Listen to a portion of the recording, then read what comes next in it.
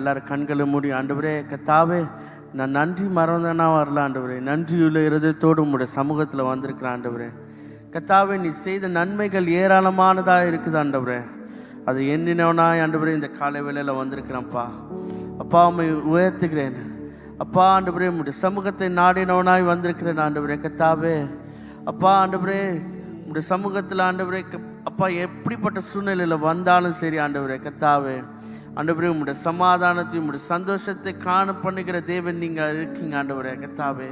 அது உணர்ந்தவனா இந்த காலை வேளையில் வந்திருக்கிறேன் ஆண்டவரே கர்த்தாவே. உம்மை உயர்த்துகிறேன் ஆண்டவரே. Yes Lord.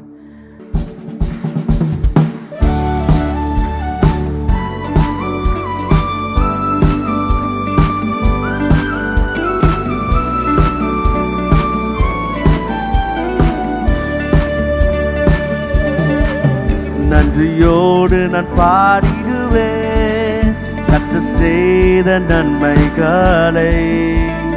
கிருபையால் நடத்தினீரே, நன்றி செலுத்திடுவேன். கிருபையால் நடத்தினீரே, நன்றி செலுத்திடுவேன். சொல்லமா, நன்றியோடு நன்றியோடு நான் பாடிடுவேன் கர்த்தர் செய்த நன்மைகளை. கிருபையா நடத்தினீரே, நன்றி செலுத்திடுவேன். கிருபையா நடத்தினீரே, நன்றி செலுத்திடுவேன். இம்மட்டும் நடத்தினவர் இனியும் நடத்திடுவார். இம்மட்டும் நடத்தினவர் இனியும் நடத்திடுவார். கண்மணி போல காத்த ரட்சகர் கரம் பற்றி நடத்திடுவார். கண்மணி போல காத்த ரட்சகர் கரம் பற்றி நடத்திடுவார். சேர்ந்து பாடுவோமா? நன்றியோடு நான் பாடிடுவேன் கர்த்தர் செய்த நன்மைகளை. நடத்தினீரே, நன்றி செலுத்திடுவேன். சொல்லமா, கிருபையால் கிருபையால் நடத்தினீரே, நன்றி செலுத்திடுவேன்.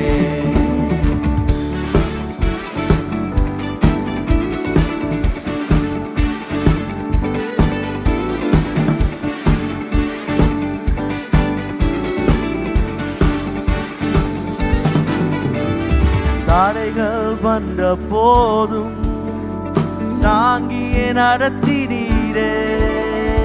தடைகள் வந்த போதும் தயவால் நடத்தினீரே. தடைகளை நொறுக்கி வழிகளை திறந்து தேவனை உம்மை துதிப்பே. தடைகளை நொறுக்கி வழிகளை திறந்து தேவனை உம்மை துதி. சேர்ந்து பாடுவோமா? நன்றியோடு நன்றியோடு நான் பாடிடுவேன் கர்த்தர் செய்த நன்மைகளை.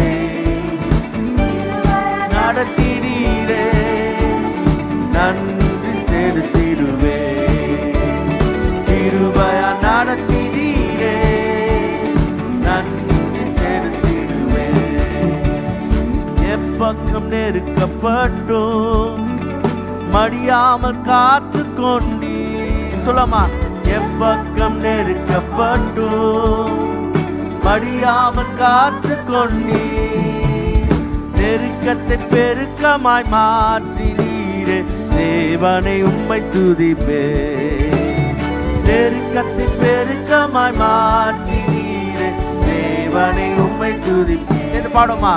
நன்றியோடு நான் பாடிடுவேன் கர்த்தர் செய்த நன்மைகளை.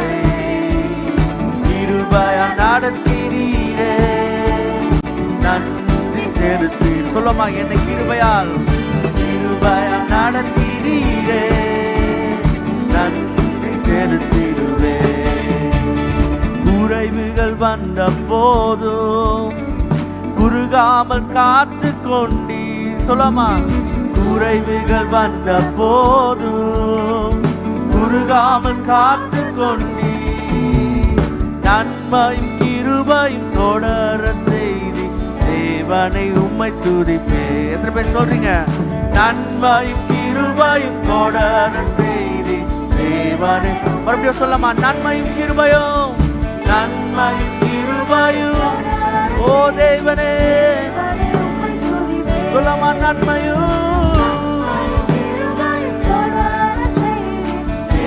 சேர்ந்து பாடுமா, நன்றியோடு நன்றியோடு நான் பாடிடுவேன் நன்மைகளை கிருபையா நடத்தினீரே நன்றி செலுத்திடுவே.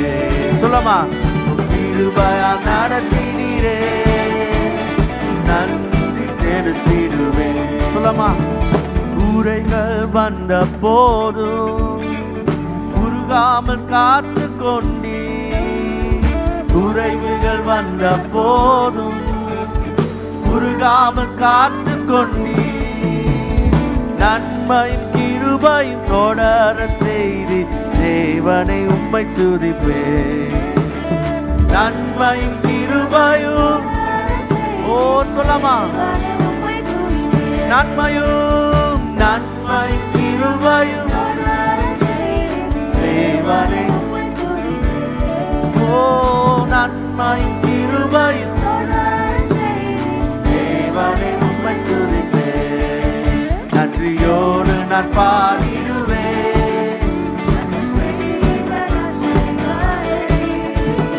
கிருபையா நடத்தினீரே நன்றி செலுத்திடுவே. சொல்லமா, கிருபையா நடத்தினீரே நன்றியோடு நான் பாடி எல்லாம் எழுந்து பாடுமா, செய்த நன்மைகளை கிருபையா நடத்தினீரே நன்றி செலுத்திடுவே. சொல்லமா, கிருபையா நடத்தினீரே நன்றி செலுத்தி கிருபையா நடத்தினீரே நன்றி செலுத்திடுவே. கிருபையா நடத்தினீரே நன்றி செலுத்திடுவே. கரங்களை தட்டி அவர் நாமத்தை மகிமைப்படுத்துவோமா. ஓ எங்களை கிருபையா நடத்தி வந்த தேவனே உம்மை உயர்த்துகிறேன் ஆண்டவரே. ஓ நன்றி செலுத்துகிறோம் அப்பா. எல்லாம் உம் கிருபை ஆண்டவரே. சொல்லாமா, நான் ஒன்றுமில்லப்பா, நான் என்று சொல்ல ஒன்றுமே இல்லை, நான் தான் என்று சொல்ல எனக்கு ஒன்றுமே இல்லை, நான் என்று சொல்ல ஒன்றுமே இல்லை, நான் தான் என்று சொல்ல எனக்கு ஒன்றுமே இல்லை.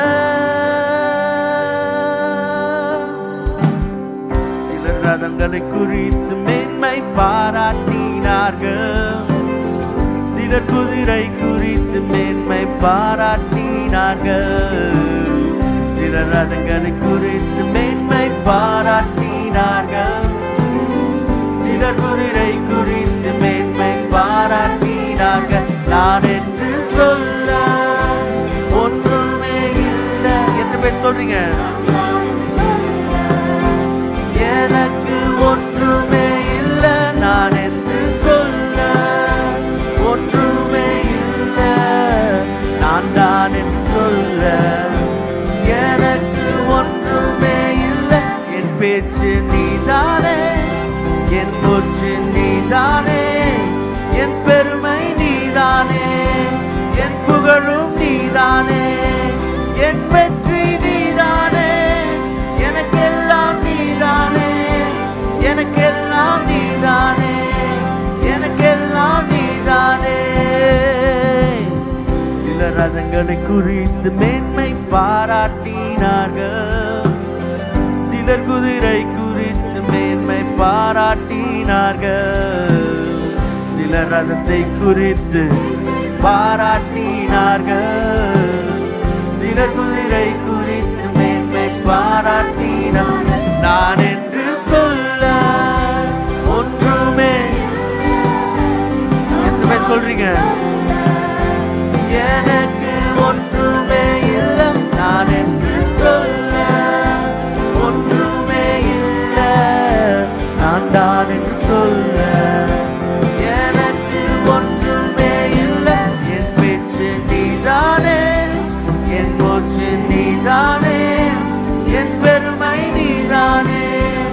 என் புகழும் நீதானே, என் வெற்றி நீதானே, எனக்கெல்லாம் நீதானே, எனக்கெல்லாம் நீதானே, எனக்கெல்லாம் நீதானே, என் பேச்சு நீதானே, என் மூச்சு சொல்லமா, என் பெருமை, என் வெற்றி, ஓ என் புகழும் நீதானே, எனக்கெல்லாம் நீதானே, எனக்கெல்லாம் நீதானே, ஓ எனக்கெல்லாம் நீங்கதான் ஆண்டவரே. மேன்மை பாராட்டிக்குள்ள ஒன்றுமில்லை ஆண்டவரே.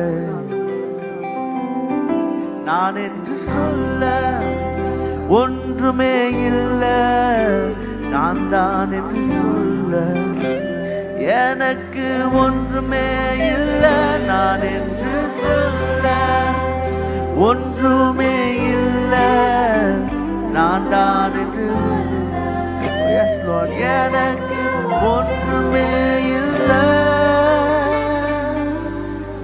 ஓ மேன்மை பாராட்டுகிறோம் ஆண்டவரே. சபையா மேன்மை பாராட்டுகிறோம். கரங்களை தட்டி அவர் மேன்மை பாராட்டுவோமா? ஓ மேன்மை பாராட்டுகிறோம். இன்றைக்கு தியானிக்க போகிற இந்த காரியம் இது நம் அநேகர் செய்து கொண்டு வருகிறோம்.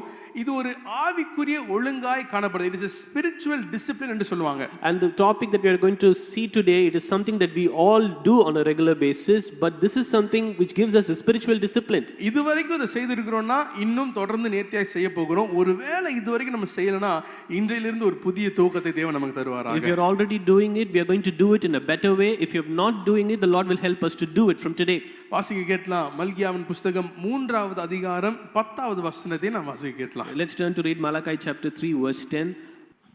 Bring all the tithes into the storehouse, that there may be food in my house, and try me now in this, says the Lord of hosts. If I will not open for you the windows of heaven and pour out for you such blessing that there will not be room enough to receive it.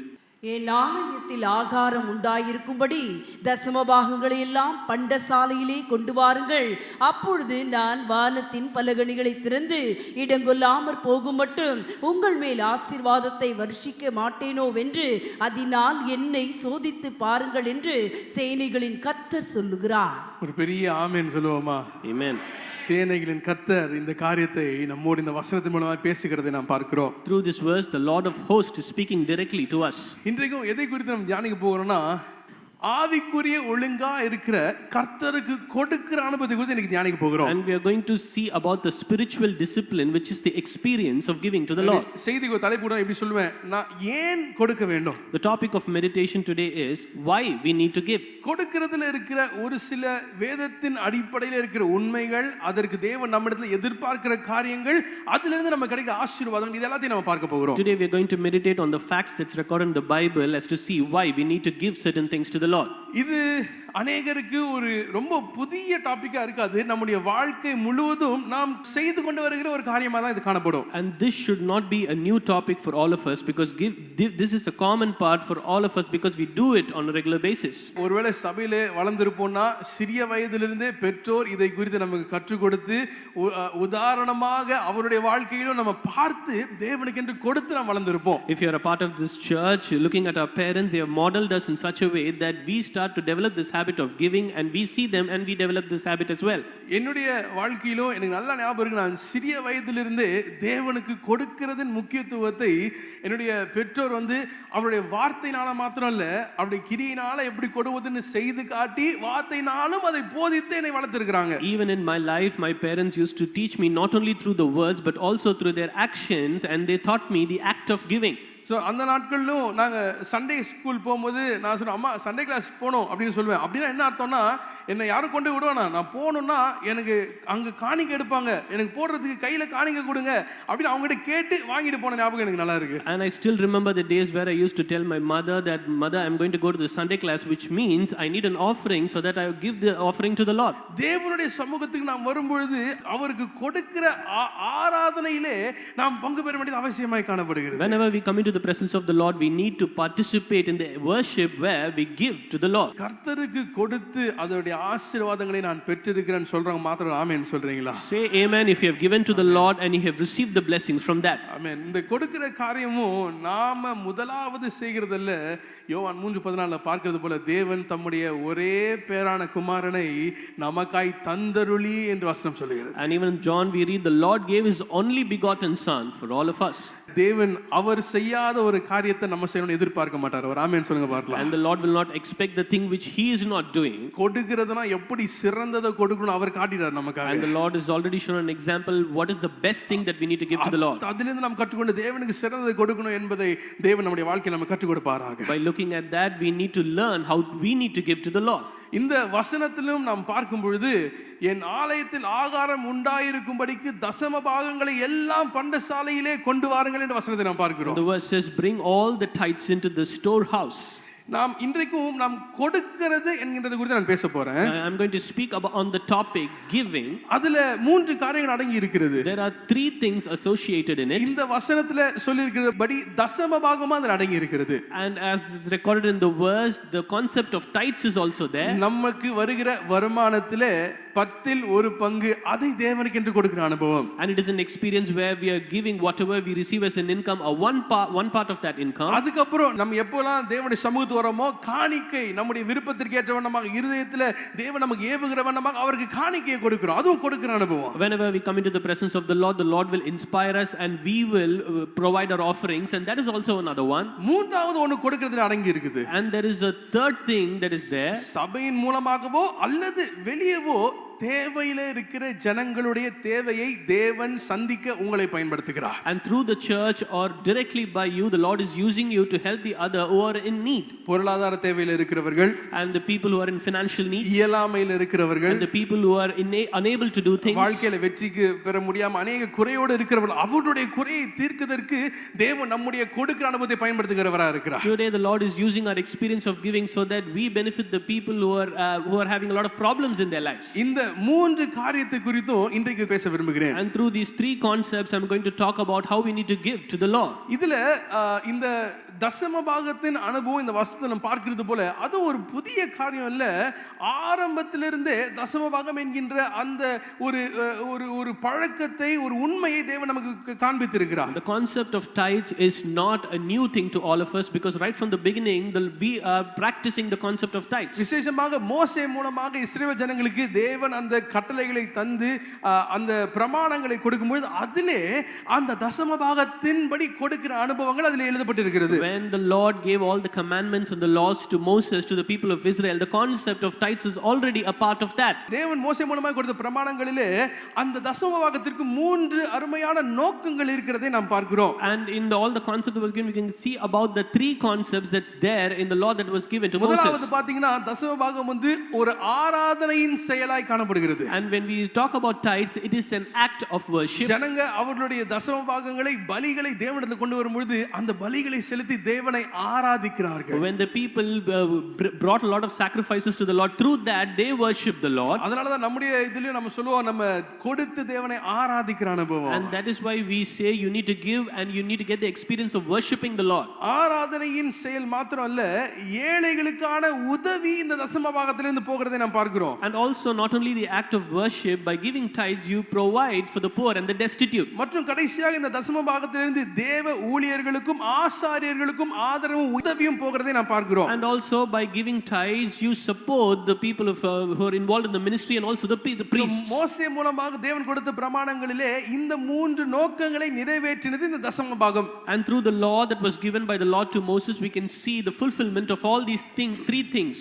இயேசு இந்த உலகத்திலே வந்து இந்த புதிய ஏற்பாடு அவர் நமக்கு கொடுத்திருக்கிற இந்த புதிய உடன்படிக்கையின்படி பார்க்கும்போது ஒரு சில மாற்றங்களை அவர் செய்திருக்கிறார். When Lord Jesus came into this world in the New Testament, he made certain changes in the existing law. இயேசு தசம பாகத்தை நாம் செலுத்தணும் என்று நேரடியாக வார்த்தையில் அவர் சொல்லல, ஆனா உதாரத்துவமாய் கொடுக்கிறதை குறித்து அதிகமாக இயேசு பேசியிருக்கிறார். The Lord did not speak directly regarding the concept of tithes, but he emphasized on the generous giving.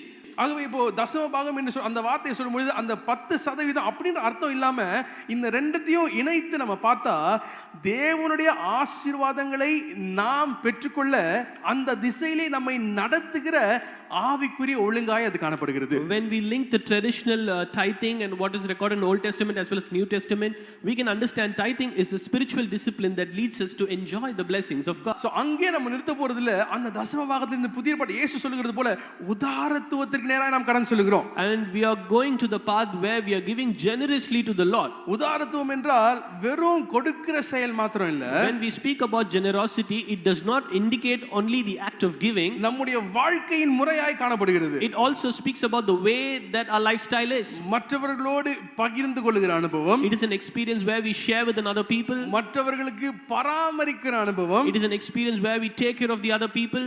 எண்ணிக்கையின்றி மனக்கசப்பின்றி சந்தோஷமாய் கொடுத்து தேவனை கனப்படுத்துகிற அனுபவமாய் காணப்படுகிறது. It is an experience where you honor the Lord without taking all the numbers and calculation or having any bitterness in your heart. வேதத்தை விசுவாசிக்கிற ஒரு wealth expert எப்படி நல்ல பணக்காராவது என்று யூடியூப்ல பேசுற ஒருத்தருக்கு அவர் வேதத்தை விசுவாசிக்கிறார். அவர் என்ன சொன்னார்னா நம்ம சம்பாதிக்கிறது நம்ம இன்வெஸ்ட் பண்றது நம்முடைய வாழ்க்கையில இருக்கிற செழிப்பு எல்லாம் நான் இவ்வளவு வச்சிருக்கேன்னு சொல்வதற்கு இல்ல, ஒரு நாள்ல தேவன் எதிர்பார்க்கிற அளவுக்கு உதாரத்துவமாய் கொடுத்து மற்றவர்களுக்கு உதவி செய்வதற்காகவே தேவன் செல்வங்களை பணத்தை நமக்கு தருகிறார் என்று சொல்றார். எத்தனை பேர் விசுவாசிக்கிறீங்க? And once the wealth expert said the Lord is giving you all the things bountifully to you, not for you to boast but for you to generously give to him when he asks you.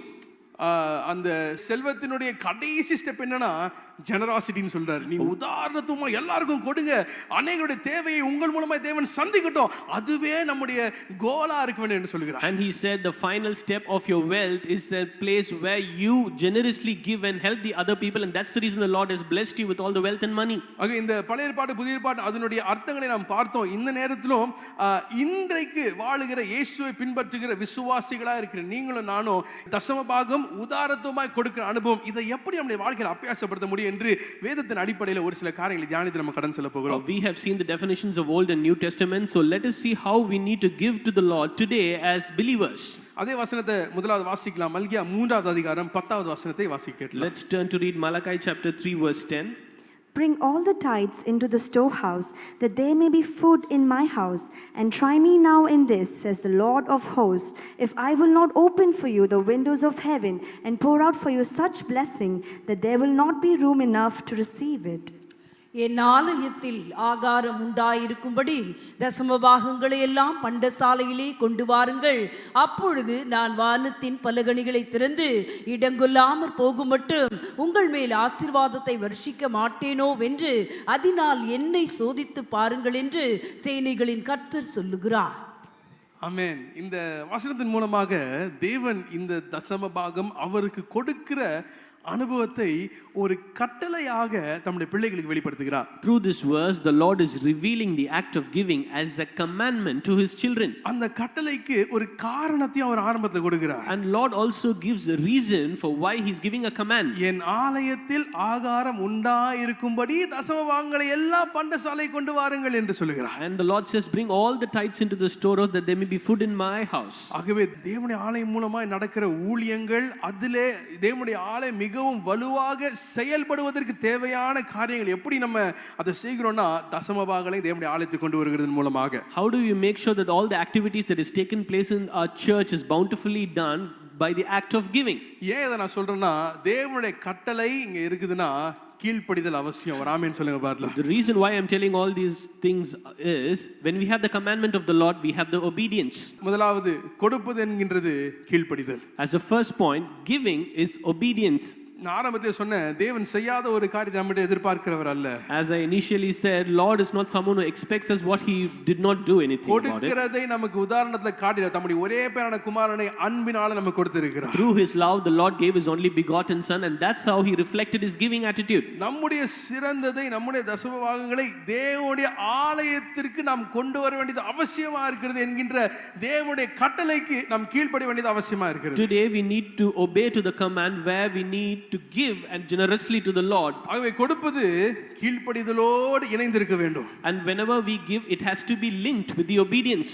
மற்றும் இந்த கீழ்ப்படிதல் பயத்திலிருந்து வருகிற கீழ்ப்படிதல் அல்ல, அன்பிலிருந்து வருகிற கீழ்ப்படிதலா இருக்க வேண்டும். And it is not the obedience that comes from the fear, but the obedience that comes through love. என்னென்ன நடக்க போதோ கொடுக்கறனா என்கின்ற பயத்துல நம்ம ஒரு நாள் கொடுக்க வேண்டிய அவசியம் இல்ல. தேவன் மீது வைத்திருக்கிற அன்பினால உதாரத்துவமாய் சந்தோஷமாய் தேவனுக்கு கொடுக்கிற அனுபவத்தை தேவன் எதிர்பார்க்கிறார். We should not give to the Lord fearing about what's going to happen to my future, but out of the love we need to give generously to the Lord. விசேஷமா இப்போ தேவனுடைய ஆலயத்துல தேவனுடைய வீட்டுல நம்முடைய தசம பாகங்களை காணிக்கை நம்ம வந்து விதைக்கிறோம் அப்படின்ற உண்மை எத்தனை பேர் நம்புறீங்க? ஒரு ஆமென் சொல்லுங்க பார்க்கலாம். How many people believe that we come to the house of the Lord and we sow whatever we give to the Lord? So இந்த வசனத்தில் சொல்லப்பட்டது போல என் ஆலயத்தில் ஆகாரம் உண்டாயிருக்கும்படி உங்களுடைய தசம பாகங்களை எல்லா பண்டசாலையை கொண்டு வாருங்கள் என்ற வசனம் சொல்கிறது. And the verse clearly says, bring all the tithes into the storehouse that there may be food in my house. நம்முடைய சபையில விசுவாசிகளா இருக்கிற நீங்க உங்களுடைய உதாரத்துவத்தினால உங்களுடைய தசம பாகத்தினாலும் நம்முடைய சபையின் மூலம் தேவன் அநேகரை தாங்கிக் கொண்டிருக்கிறார், அநேக ஊழியங்களை செய்து கொண்டிருக்கிறார். And you as the believers in this church, you're bringing your offering and the tithes. Through that we are doing a lot of ministry to the people. So இதை குறித்து நான் தியானித்துக் கொண்டே இருக்கும்போது இந்த ஒரு காரியத்தை உங்க எல்லாருக்கும் காண்பிக்க வேண்டும் என்று தேவன் எனக்கு என்னோட பேசினபடினால் நான் உங்களுக்கு நான் காண்பிக்க விரும்புகிறேன். While I was meditating on all these things, the Lord spoke to me that I need to show you certain things to you. நம்முடைய சபையிலே நீங்கள் உங்களுடைய தசம பாகங்கள் காணிக்கைகளை கொண்டு வந்து விதைக்கிறதன் மூலமாக நடக்கிற ஒரு சில ஊழியங்களின் ஒரு பட்டியலை நம்ம பார்க்கலாமா? And we are going to see about the list of ministries that we are doing based on the offerings and the tithes that you are bringing here. இப்போ நான் சொல்ல போகிற காரியங்கள் எல்லாமே மாதந்தோறும் நாம் செய்கிற உதவிகளாய் காணப்படுகிறது. Whatever things that I'm going to list down is the support that we are doing on a monthly basis.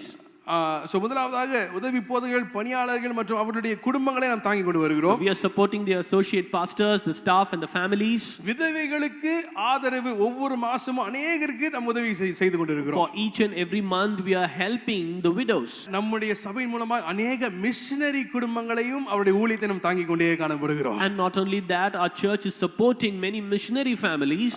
அவங்க அதுல முக்காவாசி பேர் சொன்ன ஒரு பெரிய காரியம் என்னன்னா, நீங்க அனுப்புகிற உதவி எங்களுக்கு ரொம்ப சந்தோஷம், ஆனா எங்களுக்கு கால் பண்ணி நீங்க எங்களோட பேசி வாரந்தோறும் எங்களுக்கு ஜெபிக்கிறேன்னு நீங்க சொல்றீங்க பாத்தீங்களா, அதை கேட்கும் போது எங்களுக்கு ரொம்ப சந்தோஷமா இருக்குன்னு சொல்லி அநேகர் கண்ணீரோடு நன்றி சொன்னாங்க. And most of the people, they tearfully thanked us, telling that you're helping us on a monthly basis. It is fine, but you're directly reaching out to us, you're taking care of us, and you're supporting us through your prayers every month, and we are very happy about it. அதுல இருக்கிற அநேகர் மிகுந்த அதிக எதிர்ப்புள்ள பகுதிகளிலே ஊழியம் செய்து கொண்டு வராங்க. சோ நம்முடைய மிஷனரிஸ்க்காக நம்ம அனுதினமும் ஜெபிக்க வேண்டியது அவசியமாய் காணப்படுகிறது. And there are a lot of missionary families who are doing their ministerial job in the most difficult places, and we need to pray a lot for them. அது மாத்திரமல்ல, ஏழை மற்றும் தேவையுள்ளவர்களுக்கு ஆதரவை கொடுத்து கொண்டிருக்கிறோம். And also we are extending our support to the poor and the destitute. அது மாத்திரமல்ல, அனாதை மற்றும் ஆதரவற்ற அவர்களுக்கும் உதவிகளை செய்து கொண்டிருக்கிறோம். And also we are supporting for the orphans and the needy. அநேக கிராம ஊழியங்களை செய்து கொண்டிருக்கிறோம். அதன் மூலமாக அநேக கிராமங்களிலே கர்த்தருடைய வார்த்தையை சுவிசேஷத்தை பிரசங்கித்து கொண்டிருக்கிறோம். We are doing a lot of village ministries, and through that and we are building a lot of village churches, and we are delivering the word of God over there. அதற்கு ஒருபடி மேல நீங்க எல்லாரும் அறிந்திருக்கிறபடி கிராம பகுதிகளிலே எந்தெந்த இடத்துல தேவை இருக்கிறதோ அங்க கர்த்தருடைய கிருபையால சபைகளை கட்டி வருகிறோம். And as you all know, in whatever villages that they require a church, with the help of God we are constructing church over there. கடைசியா தேவனுடைய மகிமைக்கு சாட்சியா சொல்லுகிறேன் நான், என்னன்னா 175 சபைகளை கட்டி முடிக்க தேவன் கிருபை செய்திருக்கிறார். As a testimony, I can boldly say the Lord has helped us to construct 175 churches so far. நல்ல கைகளை தட்டி தேவனுக்கு மகிமை செலுத்துவோமா? Shall we all glorify the name of the Lord? அது எல்லாம் வேற எங்க இருந்தோ நம்ம எதுவும் வாங்கல, எல்லாம் உங்களுடைய நம்முடைய சபையின் விசுவாசியுடைய உதாரத்துவத்தை தேவன் பயன்படுத்தி இந்த 175 சபைகளை கட்ட தேவன் கிருபை செய்திருக்கிறார். We did not get the help from anywhere. Through the offerings and the tithes and the generous giving of the entire congregation, we are able to construct these many churches. அது மாத்திரமல்ல, இஸ்ரவேலுக்கான ஆதரவை ICEJ மூலமா இருக்கிற அந்த organisation மூலமாக அவர்களுக்கு ஆதரவை நாம் செய்து கொண்டிருக்கிறோம். And also through ICEJ we are extending our support to various other programs. மாணவர்களுக்கான கல்வி உதவித்தொகை மற்றும் கல்வி கட்டண உதவி இதையும் நாம் செய்து கொண்டிருக்கிறோம். And also we are supporting by extending the scholarship and educational fees for the students. நல்ல சமாரியனுடைய அந்த ஊழியம் அத்தியாவசிய பொருட்கள் மற்றும் மளிகை அந்த பொருட்களை அவர்களுக்கு கொடுத்து உதவி செய்து கொண்டிருக்கிறோம். As a good Samaritan ministry, we are also providing provisions and groceries to people. பார்வையற்றவர்களுக்கு நாம் ஆதரவை கொடுத்து கொண்டு வருகிறோம். And we are also giving a support to the blind. ஒவ்வொரு மாதமும் இல்லாட்டியும் வருடத்திற்கு 3-4 முறை ஃப்ரீ மெடிக்கல் கேம்ப் மருத்துவ முகாம்களை நாம் செய்து கொண்டு இருக்கிறோம். And we used to we are also giving medical camps on a quarterly basis. மாதந்தோறும் ஜிப்சி மினிஸ்ட்ரி நரிக்குறவு மக்கள் மத்தியில செய்கிற ஊழியத்தை நாம் தாங்கி கொண்டு வருகிறோம். And every month we are also doing the gypsy ministries. அது மாத்திரம் இல்ல, வயதா இருக்கிறவர்கள் ஓல்ட் ஏஜ் ஹோம்ஸ் அவர்களையும் சப்போர்ட் பண்ணி அந்த ஊழியத்தை செய்து கொண்டு வருகிறோம். And we are also visiting the old age homes and we are supporting them. நம்முடைய தசம பாகங்களை காணிக்கைகளை தேவனுடைய சபைக்குள்ள கொண்டு வருகிறதன் மூலமாக இத்தனை ஊழியங்களை தேவன் செய்ய வாசல்களை திறந்தபடினால் தேவனை நான் நன்றியோடு துதிக்கிறேன். கரங்களை தட்டி தேவனுடைய நாமத்துக்கு மகிமைக்கென்று அவரை உயர்த்தலாமா? Through the tithes and the offering that we are bringing, we are able to do all these ministries, and the Lord has opened so many gates for us to support these many activities. நான் விசுவாசிக்கிறேன் இது இன்னும் அப்படியே பெருக போகுது வருகிற நாட்கள்ல. I believe the list is going to get longer. நம்முடைய உதாரத்துவத்திற்கு ஒரு அளவில்லை. தேவன் இன்னும் அதிகமாய் பெருக பண்ணும் பொழுது, இன்னும் அதிக வாசல்களை திறக்கும் போது, இன்னும் அநேகருக்கு ஆசீர்வாதமாய் தேவன் நம்மை மாற்ற வல்லவராய் காணப்படுகிறார். For our generosity there is no limit. The more we give, the Lord will open more gates for us to support many avenues.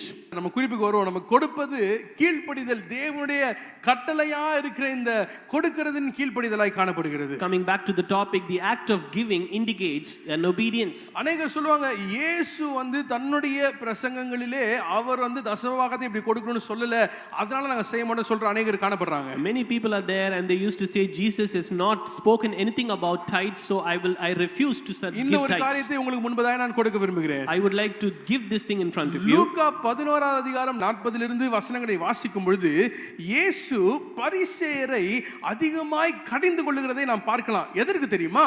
அவர்கள் தசமபாகங்களை கொடுக்கிறவர்களா இருந்தாலும் சரியான இருதயத்தோடு தசமபாகத்தை கொடுக்காமல் இருக்கிறார்களே என்று அவளை கடிந்து கொள்ளுகிறதை நாம் பார்க்கிறோம். In Luke chapter 11 from verse 40 onwards, we can see Jesus, he rebukes the Pharisees because they are giving tithes but they do not have the right heart. அப்படினா என்ன அர்த்தம்னா, இயேசு தசமபாகம் கொடுக்க வேண்டாம்னு சொல்லல, சரியான இருதயத்தோடு தசமபாகங்களை தேவனுடைய ஆலயத்துக்குள்ள நாம் கொண்டு வர வேண்டியது அவசியமா இருக்கு நமக்கு நிரூபித்து இருக்கிறார். The Lord is not asking us to stop giving tithes to the church, but the Lord is asking us to give with the right heart. ஒரு வீண் நோக்கத்திற்காக பரிசேயர் போல கொடுக்கிற அனுபவம் இல்ல, தேவனுடைய கட்டளையை நிறைவேற்றுகிறதற்கான சரியான இருதயத்தோடு தேவனுக்கு கொடுக்கிற அனுபவம். We should not have the experience like how these Pharisees had. We need to have a rightful heart whenever we render something to the Lord. சரியான இருதயத்தோடு இந்த கட்டளை நாம் எப்படி நிறைவேற்ற முடியும்? How can we fulfill this command with the right heart? 3 காரியங்களை நான் சொல்ல விரும்புகிறேன். I'd like to tell about 3 things. 3 காரியங்கள் எது இந்த கட்டளைக்கு கீழ்ப்படிதல் அல்ல, எது கீழ்ப்படிதல் என்கிற உங்களுக்கு நான் காண்பிக்க விரும்புகிறேன். I would like to point out which is obedience and which is not the obedience. ஓகேங்களா? இப்போ எப்படி இந்த சரியான இருதயத்தோடு இந்த கட்டளைக்கு நம்மால கீழ்ப்படிய முடியும்? How can we obey to this command with the right heart? நான் அதிகம் பெற்றுக்கொள்ள வேண்டும் என்கின்ற நோக்கத்தோடு கொடுப்பது இந்த கட்டளையின் கீழ்ப்படிதல் அல்ல. It is not the obedience for his command when you give just to get more from the Lord. எனக்கு நிறைய வரணும், நான் இங்க போட்டா எனக்கு எக்ஸ்ட்ரா வரும் அப்படின்ற நோக்கத்தோட தேவாலயத்திற்கு நாம் நம்முடைய காணிக்கைகளை தசமபாகங்களை கொண்டு வருகிறது தேவனுடைய கட்டளை நிறைவேற்ற அனுபவம் அல்ல. When you come to the house of the Lord, we are having a mindset that if I give this much, then I'll be able to get more of returns from that. அநேகர் சபையை சில bank போலவோ சில mutual fund போலவோ பார்த்துருவாங்க. கடந்த 3 வருடங்கள்ல எவ்வளவு returns வந்தது, எத்தனை பர்சன்டேஜ் வந்தது, எனக்கு எவ்வளவு, அப்படி நாம் கணக்கு பார்த்து நாம் இங்கே இன்வெஸ்ட் பண்ண நம்ம வரல. தேவன் நம்ம என்ன எப்படி கொடுக்கணும்ன்றத சொல்றேன். அப்படிப்பட்ட நோக்கத்தை நாம் கொடுக்கிறது இந்த கட்டளையின் கீழ்ப்படிதல் அல்ல. Many people are seeing the churches like a financial institution, like how you can invest and how much you can get the returns and do all the financial calculation. It is not the obedience when you give just to get more from the Lord. இரண்டாவதாக, second point, நம்முடைய பாவங்களுக்கு ஈடுகட்ட அந்த எண்ணத்தோடு நாம் கொடுக்கிறது கீழ்ப்படிதல் அல்ல. It is not an obedience when you give just to compensate for the sins that you have committed in your life. சிலர் சபைக்கு காணிக்கை எடுத்துட்டு வராங்கனால ஏதோ தப்பு பண்ணிட்டாங்கன்னு நமக்கு தெரிஞ்சிரும். If certain people are bringing offering to the church, which means they have committed a sin. சின்ன தப்புனா சின்ன காணிக்கை. If it's a small sin, then it's a small offering. பெரிய பாவம்னா நல்ல பெரிய காணிக்கை. If it's a big sin, it's the bigger the amount. பழைய ஏற்பாடு போல நம்முடைய பாவ மன்னிப்பிற்காக காணிக்கையை வந்து பலியா செலுத்தி பாவ மன்னிப்பு நம்ம பெற்றுக்கொள்ள வேண்டிய அவசியம் இல்லை. நம்ம இருதயத்துல உண்மையான மனம் திரும்புதல் இருக்கும் பொழுது நம்மை மன்னிக்க தேவன் வல்லவராய் காணப்படுகிறார். Like in the Old Testament, we should not sacrifice something just to wipe away all our sins, but we need to have a heart where we repent something we did in an incorrect manner. நான் செய்த தப்பு எப்படியா சரியா மாறிடணும் அப்படின்னு நீ கொடுக்குறீங்கன்னா அந்த சுபாவத்தை மாத்திக்கோங்க. If you are giving to the Lord just to make things right, it is not the right way. நம்முடைய பாவங்களுக்கு ஈடு கட்டுகிற எண்ணத்தோடு கொடுக்கிறது இந்த கட்டளைக்கு கீழ்ப்படிதல் அல்ல. It is not the obedience when you give something to the Lord to compensate for your sins. மூன்றாவதாக தேவன் நமக்கு எதிர்பார்க்கிற மற்ற காரியங்களை செய்வதை தவிர்க்கும் நோக்கத்துல கொடுக்கிறது கீழ்ப்படிதல் அல்ல. And it is not an obedience when you give just to avoid serving and submitting. சபையோடு இணைந்து अनेक ஊழியங்களை செய்ய வேண்டும் என்று தேவன் நமக்கு எதிர்பார்க்கிறார். Today the Lord expects all of us to join along with the church and take part in all the ministries. நான் இந்த பாப்டிசம் சர்வீஸ்க்கு முன்னாடி கவுன்சிலிங் நம்ம ஒரு வகுப்பை நம்ம செய்வோம். அப்ப நான் அவங்கள சொல்லுவேன், நீங்க ஞானஸ்தானத்தின் உடன்படிக்கைக்குள்ள வந்துட்டீங்க, உங்களுடைய இயேசுவோடு இந்த பயணம் துவங்கி இருக்குது. இதனுடைய நிறைவு எங்கன்னு பாத்தீங்கன்னா வெறும் சபைக்கு வந்துட்டு போறது மாத்திரம் அல்ல, சபையில ஊழியம் செய்கிறவர். ஆமென் சொல்லுங்க பாருலாம். And during the counseling session for the baptism service, I used to say the moment you get baptized, you should not just come attend to the church services, you need to take part in the ministry. நாம் தேவனுடைய அன்பை வெளிப்படுத்த வேண்டியது அவசியமாய் காணப்படுகிறது. And it is very important that we need to reflect the love of God. தேவனுடைய வார்த்தையை சுவிசேஷத்தை நாம் அறிவிக்க வேண்டியது அவசியமாய் காணப்படுகிறது. It is important that we need to spread the gospel to the other people. சபையிலே சேர்ந்து தேவனுடைய ஊழியத்தை செய்ய வேண்டியது அவசியமாய் காணப்படுகிறது. Joining hands in the church, you need to do the ministry of the Lord, which is very important. சபையில ஊழியம் செய்யணும்னு சொன்ன உடனே பெரிய காரியங்களை யோசிக்கணும். ஐயோ நான் எனக்கெல்லாம் பிரசங்கம் பண்ண முடியாது, அப்படி இல்ல. சபையில ஊழியத்துல சேர்ந்து ஏதோ ஒரு காரியம், தேவன் என்ன அழைப்பை எனக்கு கொடுத்திருக்கிறாரோ, என்ன தாளந்து எனக்கு கொடுத்திருக்கிறாரோ, என்ன ability எனக்கு கொடுத்திருக்கார், அதன் மூலமாய் தேவனுக்கு ஒரு ஊழியத்தை செய்கிற அனுபவம். Whenever you speak about the ministry, do not imagine big things. Whatever things that the Lord has spoken to you, whatever talent that you have, even the smallest of things, you can do your ministry in the church. ஒருவேளை pastor என்ன ஊழியத்தை செய்கிறதுன்னு எனக்கு தெரியல, எனக்கு தாளந்தே இல்லைன்னு சொன்னீங்கன்னா நீங்க என்கிட்ட வந்து பேசுங்க, நம்ம ஜெபிப்போம். தேவன் அனைவருக்கும் சபையில நாம் இணைந்து ஊழியத்தை செய்கிறதுக்கான வாய்ப்பு இங்க இருக்குதுங்க நிச்சயமா. Perhaps you might say, Pastor, I do not know what is the ministry, it's the right ministry for me. You reach out to me, we'll pray together and the Lord will show us the right ministry. ஒருவர் இப்படியா சொன்னாங்க, என்ன pastor நான் என்ன ஊழியம் செய்யறேன்னு தெரியல, எனக்கு எந்த தாளந்துமே இல்ல, நான் நல்லா பேசுவேன், ஆனா எல்லாரும் கூடயும் அது மட்டும் தான் இருக்கு, இது போதுமே. A person said, Pastor, I do not have any talents, I do not know what ministry I will do in the church, but I will speak a lot. யாரோட வேணாலும் பேசி அவரோட நண்பராய் தேவனுடைய வார்த்தையை சொல்லுகிற அனுபவம் எவ்வளவு அருமையான ஒரு தாளந்து. தேவன் கொடுத்த எந்த தாளந்து நீங்க குறைச்சு மதிப்பிட்டுறாதீங்க, எல்லாவற்றையும் அவருடைய ராஜ்யத்துக்கு நம்மால பயன்படுத்த முடியும். And it is a great talent where the Lord has given you talent to socialize with the other people. Please do not underestimate the talent that the Lord has given to you. The Lord will enable you to excel in that. ஆகவே இந்த ஊழியத்தை எல்லாம் தவிர்த்து விட்டு மற்ற காரியங்களை நான் விட்டுறேன் அப்படின்னு சொல்லுகிறதற்காக நம்ம கொடுக்கிறது அந்த அனுபவம் வந்து கீழ்ப்படுத்தின அனுபவம் இல்ல.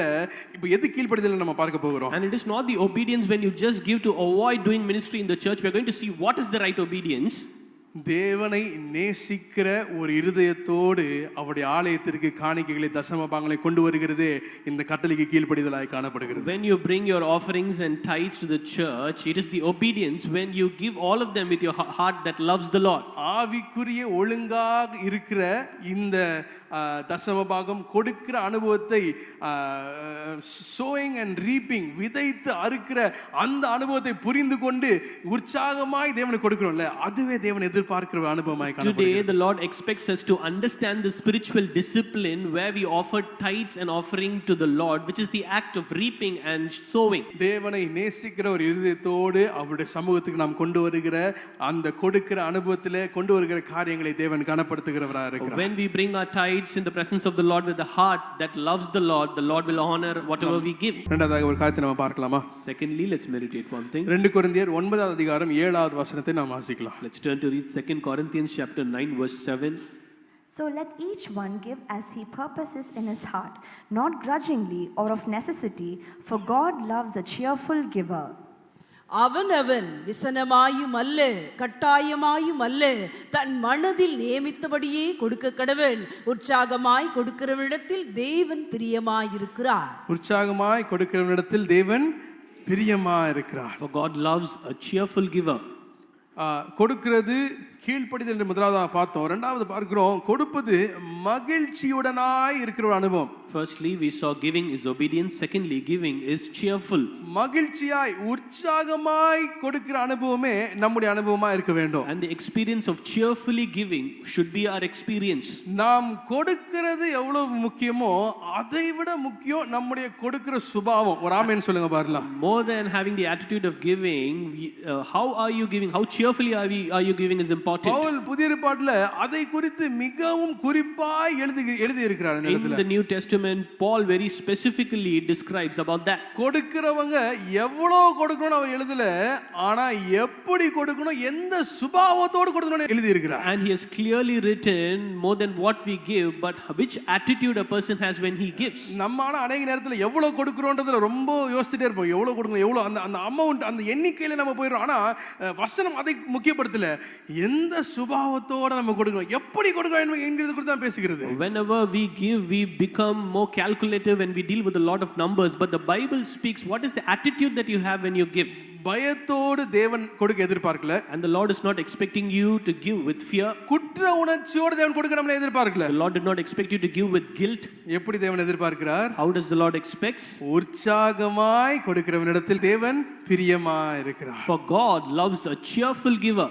தேவன் பிரியமா இருக்கிற காரியங்கள் வேதத்துல என்னென்னலாம் இருக்குன்னு சும்மா நான் பார்த்துட்டு இருந்தேன். And I was seeing what are all the things that the Lord is usually cheerful be. இந்த முழு வேதத்துல பார்க்கும் பொழுது தேவன் நீதியை குறித்து பிரியப்படுகிறார். And the Lord is happy about the righteousness. தேவன் நியாயத்தை குறித்து பிரியப்படுகிறார். And he is also delighted about the justice. தன்னுடைய தேசமா இருக்கிற இஸ்ரவேல் மீது அவர் பிரியப்படுகிறார். And he is also delighted about his own land, which is Israel. அவருடைய பட்டணமா இருக்க சீயோன் மீது அவர் விருப்பமா இருக்கிறார் என்று நாம் பார்க்கிறோம். And also we read the Lord is delighted about Zion. ஆனா ஒரு தனி நபரை குறித்து பேசும்பொழுது இந்த ஒரு இடத்துல நாம் பார்க்கிறோம், உற்சாகமாய் கொடுக்கிறவனிடத்துல கர்த்தர் எப்படி இருக்கிறார்? பிரியமா இருக்கிறார். But when the Lord addresses an individual person, he says, for God loves a cheerful giver. நம்ம எப்படி கொடுக்கிறோன்றதுல அவ்வளவு பவர் இருக்குதுங்க. And there is so much power in the attitude that we have when we give. எத்தனை பேர் ஆமென் சொல்றீங்க? How many people say amen? எவ்வளவு கொடுக்கிறோம் என்கிறதுல இல்ல, நம்முடைய சுபாவம் எந்த உற்சாகத்தோடு எந்த ஒரு சுபாவத்தோடு கொடுக்கிறோம், எப்படி கொடுக்கிறோம் என்கிறதுல அதிக முக்கியத்துவத்தை வேதம் கொடுக்கிறதை நான் பார்க்கிறேன். And over here we can see they emphasize on the attitude and the behavior that we have whenever we give. கர்த்தருக்கு நான் கொடுக்கும் பொழுது மனமகிழ்ச்சியா கொடுப்பேன், உற்சாகமா கொடுப்பேன். ஏன்னா எனக்கு அவ்வளவு அவர் கொடுத்திருக்கிறாருங்க. தம்முடைய ஒரே பேரான குமாரனை அனுப்பி எனக்கு இருக்கிற ஜீவன், எனக்கு இருக்கிற வாழ்க்கையில இருக்க எல்லாமே அவர் தந்தது. எத்தனை பேர் ஆமென் சொல்றீங்க? அவருக்கு நாம் கொடுக்கிறது, உற்சாகமாய் கொடுக்கிறது ஒரு பெரிய காரணம் காணப்படுகிறது. Whenever I give to the Lord, I will give with a cheerful face, because the Lord has given his only begotten son to me, and today the life that I live in is by his grace, and I will cheerfully give to him. இன்றைக்கு ஒரு தீர்மானத்தை செய்வோமா? Today let's take a resolution. ஆண்டவரே நான் உற்சாகமாய் கொடுக்க போகிறேன். Father God, I will cheerfully give to you. பயத்துல கொடுக்க போறது இல்ல. Not out of fear, Lord. ஐயோ போதே அப்படி வருத்தத்துல கொடுக்க போறது இல்ல. I'm not going to give out of sorrow that this money is going away from me. அவர் நம்ம வசனம் பார்க்கிறது போல கர்த்தர் அவரை நம்பி நாம் இருக்கும் பொழுது நம்முடைய தேவைகளை சந்திக்க அவர் வல்லவராய் காணப்படுகிறார். As recorded in the scripture, when we trust upon him, he will fulfill all our needs. நான் சொல்ல அந்த வசனம், கர்த்தரை நம்புகிறவர்களுக்கு ஒரு நன்மையும் குறைவுபடாது. When we trust upon the Lord, there will be no good thing that we will lack. அந்த வாக்கு நமக்கு இருக்கும்போது கொடுக்கும்போது நம்ம எந்த கவலையுமே அவசியம் இல்ல. When we have that promise in our life, we should not be worried whenever we give to the Lord. இதை குறித்து நான் தியானித்துக் கொண்டே இருக்கும்போது தேவன் இந்த ஒரு காரியத்தை ஞாபகப்படுத்தினார். அந்த ஸ்திரீ இயேசு பார்த்துட்டு இருக்கும்போது ஒரு துட்டுக்கு சரியான 2 காசை போட்டு அந்த ஸ்திரியை குறித்து நம்ம பார்க்கிறோம். When I was meditating all these things, I was looking into the incident where the woman where she gave 2 mites to the Lord. நம்ம மார்க் 12வது அதிகாரம் 44வது வசனம். Let's turn to read Mark chapter 12 verse 44.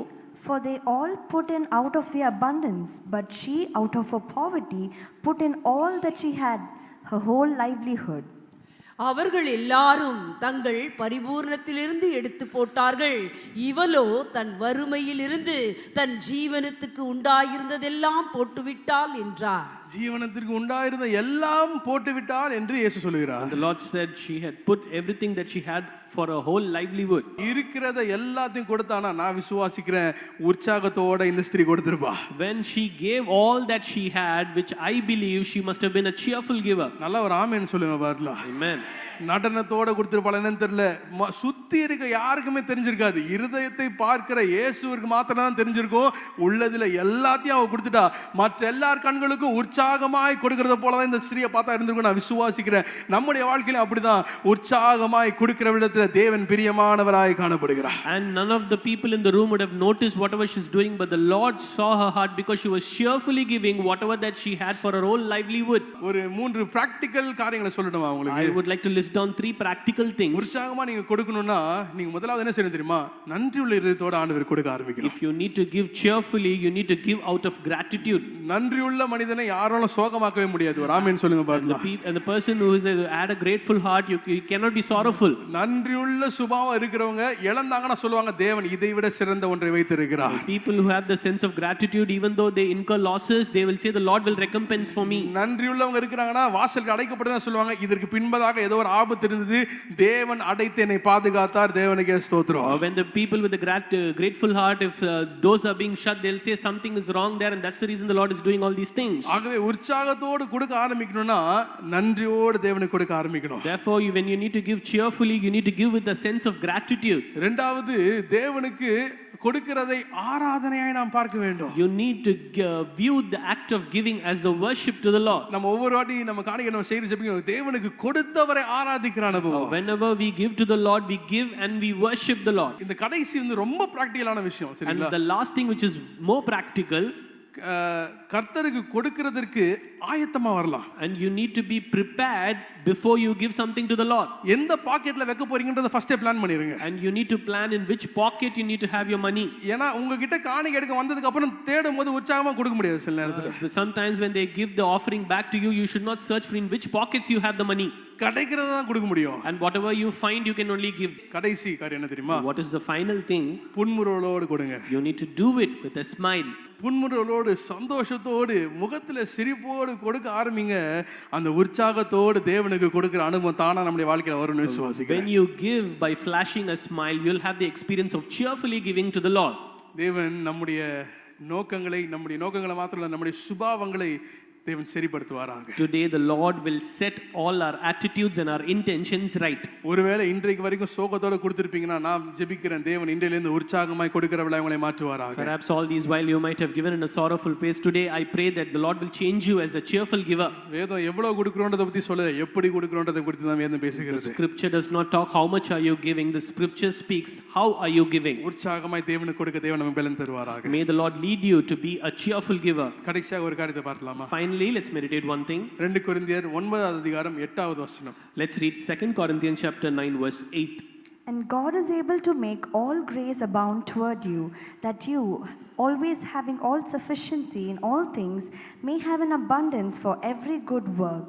மேலும் நீங்கள் எல்லாவற்றிலும் எப்பொழுதும் சம்பூர்ணமுடையவர்களாயும் சகலவித நற்கிரியைகளிலும் பெருகிறவர்களாயும் இருக்கும்படியாக தேவன் உங்களிடத்தில் சகலவித கிருபையையும் பெருக செய்ய வல்லவராயிருக்கிறார்.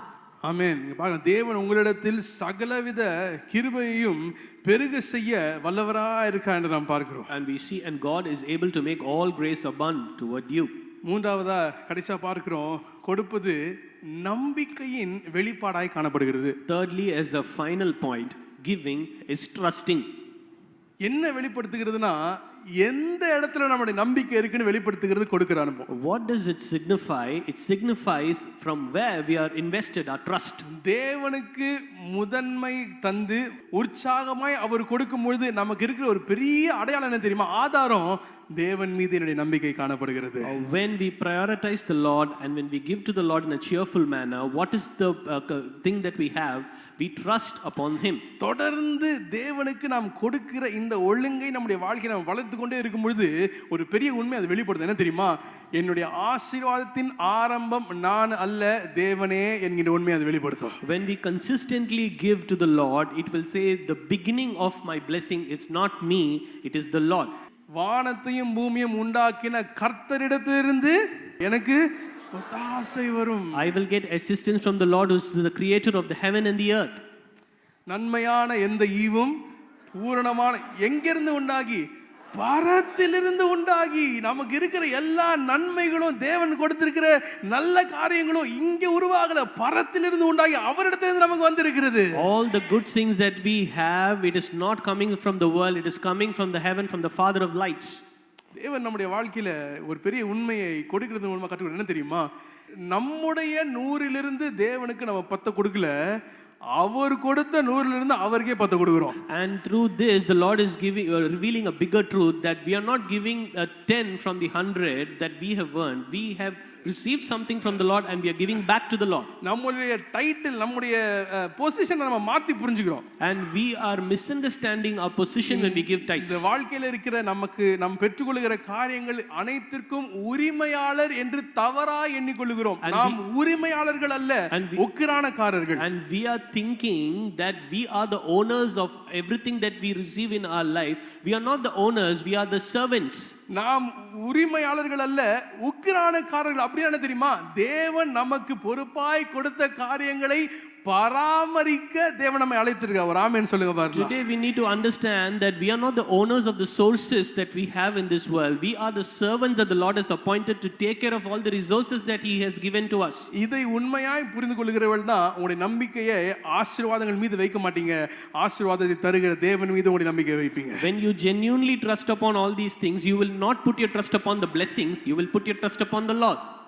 தேவன் நிச்சயமாகவே அதிகமாய் அவரை நம்புகிற அந்த நம்பிக்கையினை நம்மை நடத்துவாராக. Today the Lord will lead us into the path where we invest our trust upon him. உங்களுடைய வாழ்க்கையில ஒரு தீர்மானம் செய்யுங்க, ஆண்டவரே என்னுடைய பொருளாதாரத்தை நம்புகிறதை விட உம்மை நான் அதிகமா நம்புவேன்ப்பா. Today you need to take a decision, Lord, more than depending on my finances, I will trust upon you.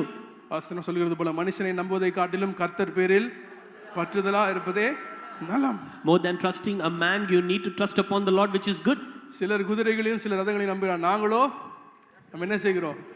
நமக்கு இது வெற்றி தருகிற தேவனை, நமக்காக யுத்தம் செய்கிற தேவனை விசுவாசிக்கிறவர்களாக நாம் இருக்க வேண்டும். Some may trust in chariots and some may trust in horses, but we will trust in the name of the Lord of hosts. தேவனுடைய நாமத்திலிருந்து நம்முடைய நம்பிக்கை காணப்படுகிறது. And our trust is in the name of the Lord. இதெல்லாம் நான் ஏன் சொல்றேன்? நம்முடைய நம்பிக்கை நம்முடைய தேவன் மீது கட்டப்பட்டு இருக்க வேண்டும். Therefore our trust needs to be built upon the Lord. பெற்றோருக்கு ஒரு பெரிய காரியத்தை நான் சொல்ல வேண்டும். உங்களுடைய பிள்ளைகளுக்கு எவ்வளவு சிறிய பிள்ளைகளா இருந்தாலும் போல தேவனை நம்புகிறதுக்கு அவங்களுக்கு கற்றுக் கொடுங்க.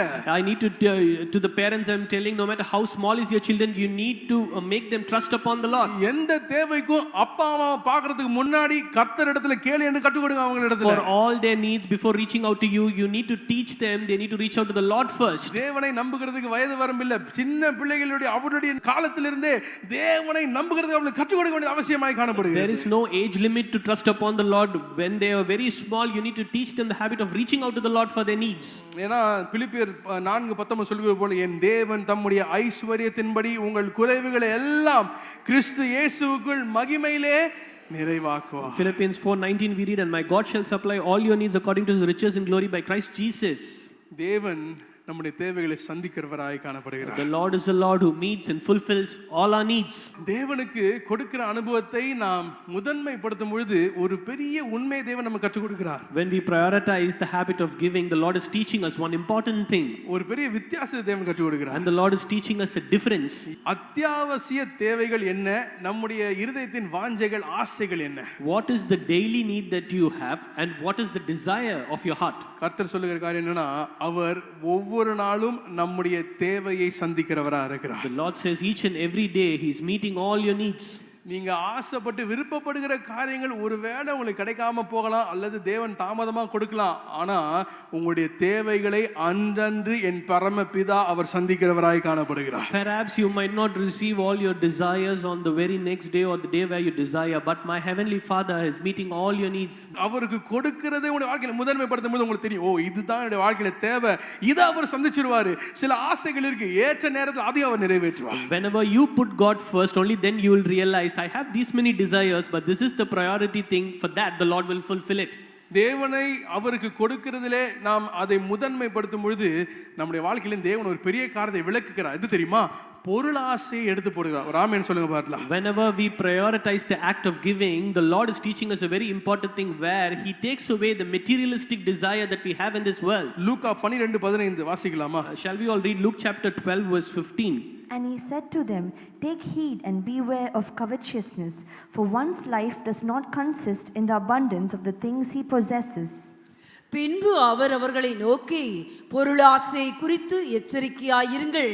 ஏனெனில் ஒருவனுக்கு எவ்வளவு திரளான ஆஸ்தி இருந்தாலும் அது அவனுக்கு ஜீவன் அல்ல என்றார். ஆமென். பொருளாசை குறித்து எச்சரிக்கையா இருங்கள். And you need to be beware of covetousness. ஒருவனுக்கு எவ்வளவு திரளான ஆஸ்தி இருந்தாலும் அது அவனுக்கு ஜீவன் அல்ல. For one's life does not consist in the abundance of the thing that he possesses. அநேகர் தங்களுடைய செழிப்பான காரியங்களையும் பணத்தின் காரியங்களை ஜீவனை விட மேலாய் பிடித்துக் கொண்டிருக்கிறார்கள். Many people are clinging on to their money and wealth more than their own life. ஆனா இன்றைக்கு தேவனுக்கு கொடுக்கிறதுல முதன்மைப்படுத்தும் பொழுது பொருளாசையை நம்முடைய வாழ்க்கையிலிருந்து விலக்கி போட அவர் வல்லவராய் காணப்படுகிறார். Today when we prioritize the act of giving in front of our life, the Lord will take away all these materialistic treasure desires. பொருளாசை அதிகமா நம்முடைய வாழ்க்கையில இருந்துச்சுனா தேவனை முழுமையா நம்ப முடியாது. And when you have the covetousness in your life, you cannot put your trust upon the Lord. ஆனா அதே நேரத்துல தேவனுக்கு கொடுக்கிறதை முதன்மைப்படுத்தும் போது பொருளாசை தேவனை விலக்கி போட வல்லவராய் இருக்கிறார். அவரையே நம்புகிற நம்பிக்கை நம்முடைய வாழ்க்கையில தர உண்மை உள்ளவராய். When you take away all the acts of covetousness and realign things in your life, our focus will be upon the trust that we have in the Lord. தேவன் தொடர்ந்து இந்த கொடுக்கிற அனுபவங்களை நம்முடைய வாழ்க்கையில தந்து நம்மை வழி நடத்துவாராக. May the Lord give us all these experience of giving and he will lead us. செஞ்சுபிக்கணும். ஆண்டவரே, எங்களுடைய கவனத்தை மறுபடியும் எங்களுடைய பொருளாதாரத்தில் அல்ல, உமக்கு கொடுக்கிற சரியான இடத்திற்கு நாங்கள் கொண்டு வருகிறோம் ஆண்டவரே. Father God, we are realigning our entire focus and not on the materialistic things but upon the experience where we give to you, Lord. உம்மையே நாங்கள் நம்ப தீர்மானிக்கிறோம் ஆண்டவரே. Father God, we decide to trust upon you. நாங்கள் எவ்வளவு கொடுக்கிறோம்னு பார்க்கிற தேவன் அல்ல, ஆனா உற்சாகமாய் கொடுக்கிற இடத்தில் தேவன் பிரியமா இருக்கார் என்று சொல்லுகிறது போல வருகிற நாட்களிலே உற்சாகமாய் உம்முடைய ஆண்டவரே தேவாலயத்தில் வந்து நாங்கள் எங்களுடைய காணிக்கைகளை விதைக்க எங்களுக்கு பலன் தருவீராக. Just like it's recorded, for the Lord loves a cheerful giver. Lord, change our attitude so that we come to the house of the Lord where we cheerfully give to you. எல்லா ஆசீர்வாதங்களும் பரத்திலிருந்து உண்டாகி ஜோதிகளின் பிதாவினிடத்தில் இறங்கி வருகிறது நாங்கள் விசுவாசிக்கிறோம் We ஆண்டவரே. believe all the blessings that we have is coming down from the heaven, from the Father of lights, Lord. உண்மையுள்ள உக்கிரானக்காரர்களாய் நாங்கள் இருந்து ஆண்டவரே உமக்கு கொடுக்கிறதுல உண்மையுள்ளவர்களாக இருக்க எங்களுக்கு பலன் தருவீராக. Father God, we need to be a genuine servant where we should give genuinely to give to you, Lord. எங்கள் கரத்தின் கிரியைகளை நாங்கள் நம்புகிறதை விட உம்மை நாங்கள் நம்ப எங்களுக்கு பலன் தருவீராக. Father God, we should not trust upon the work of our hands, we need to trust upon you alone, எங்களுடைய Lord. பாஸ், எங்களுடைய எம்ப்ளாயர், எங்களுடைய எஜமானை நாங்கள் நம்புவதை காட்டிலும் தேவனை நாங்கள் நம்ப எங்களுக்கு பலன் தருவீராக. More than depending our bosses and our owners in the company, Lord, we need to trust upon you alone. உற்சாகமாய் கொடுக்க தேவனை எங்களுக்கு பலன் தருவீராக. Father God, give us strength to cheerfully give to you, Lord. முதலாவது நாங்கள் மல்கியாவில் வாசித்தது போல நாங்கள் அந்த வசனத்தை அறிக்கை செய்கிறோம். அப்பொழுது நான் வானத்தின் பலகணிகளை திறந்து இடங்கொள்ளாமல் போகும் மட்டும் உங்கள் மேல் ஆசீர்வாதத்தை வருஷிக்க பண்ண மாட்டேனோ என்று நீங்க சொன்னீங்களே அப்பா, அதே போல உம்முடைய ஆசீர்வாதங்களை நீ ஊற்றுவீராக. Father God, just like we received in Malachi, Lord, you should open the windows of your heaven and you should fulfill all our blessings, Lord. எங்களுடைய பொருளாதாரத்தில் தேவனை நாங்கள் கனப்படுத்த எங்களுக்கு பலன் தருவீராக. In our finances, you strengthen us to honor you, Lord. தொடர்ந்தானவரே எங்களை சாட்சியாய் நீ நிறுத்த போகிறபடி நாளுமே நாங்கள் நன்றியோடு துதிக்கிறோம். Father God, we praisefully thank you because you're going to make us as a testimonies for this, Lord. எல்லா துதிகனமே உம்மைக்கே செலுத்துகிறோம் அப்பா. We surrender all the glory and honor to you, Lord. இயேசுவின் நாமத்தில் பிதாவே. In Jesus' name we ask, Father. ஆமென். ஆமென். நம்முடைய கர்த்தராகிய இயேசு கிறிஸ்துவினுடைய கிருபையும் பிதாவாகிய தேவனுடைய அன்பும் பரிசுத்த ஆவியினுடைய ஐக்கியம் அன்பும் வழிநடத்துதல் ஆளுகை சமாதானம் இன்றும் என்றும் சதா காலமும் நம்மோடு இருப்பதாக. ஆமென். என் ஆத்துமாவே கர்த்தரை ஸ்தோத்திரி, என் முழு உள்ளமே அவருடைய பரிசுத்த நாமத்தை ஸ்தோத்திரி. என் ஆத்துமாவே கர்த்தரை ஸ்தோத்திரி, அவர் செய்த சகல உபகாரங்களையும் மறவாதே. ஆமென். Pastor B. ஸ்டீபன் மற்றும் திருமதி சந்திரலீலா